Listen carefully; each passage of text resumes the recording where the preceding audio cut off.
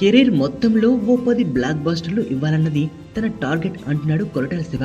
తన దగ్గర ముందే అందుకు తగ్గ కథలు రెడీగా ఉన్నాయని కొరటాల చెప్పాడు. తొలి 3 సినిమాలు తన అంచనాలకు తగ్గట్లే ఆడాయని, ఇంకో 7 బ్లాక్ బస్టర్ల లక్ష్యము అందుకునే దిశగా పనిచేస్తానని కొరటాల చెప్పాడు. నా దగ్గర ఇంకో 7 కథలున్నాయి, 10 బ్లాక్ బస్టర్ సినిమాలు తీయాలని ఉంది, అందుకే రిలాక్స్గా తీస్తున్నా. 3 సినిమాల వరకు ఎలాంటి కాంప్లికేషన్ లేదు, రాంగ్ స్టెప్ వేయలేదు, పొరపాటున వేసినా అది చిన్న రాంగ్ స్టెప్గానే ఉండాలనుకుంటున్నా. ఇప్పటిదాకా నేను చేసిన 3 సినిమాలతోనే రావాల్సిన దానికన్నా ఎక్కువ పేరు వచ్చింది అని కొరటాల చెప్పారు. ఇప్పటిదాకా తనకు నిర్మాతలతో ఇలాంటి ఇబ్బంది రాలేదని, అదృష్టం కొద్దీ తనకు దొరికిన నిర్మాతలందరూ స్నేహితులే అని, 2 బ్యానర్లు తన సినిమాలతోనే మొదలవడంతో అన్నీ తనే చూసుకున్నానని, నటీనటుల ఎంపిక దగ్గర నుంచి అన్ని నిర్ణయాలు తనే చూసుకున్నానని కొరటాల చెప్పాడు.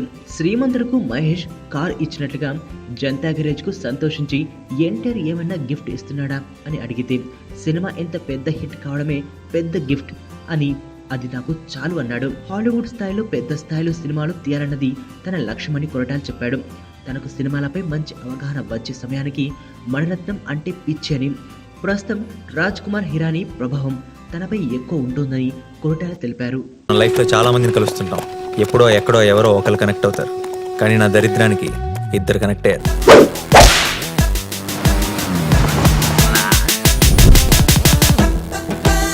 ఈ స్మైల్ చాలా బాగుంది, నిజం అనుకోవద్దు, అబద్ధమే. బానే ట్రై చేస్తున్నావు. I love you. జోక్ చేయకు. ఏంటి, నన్ను ఫాలో అవుతున్నావా? నువ్వే స్కూటీ పాడైపోయిందని అబద్ధం చెప్పి నన్ను ఫాలో అవుతున్నావేమో అని నా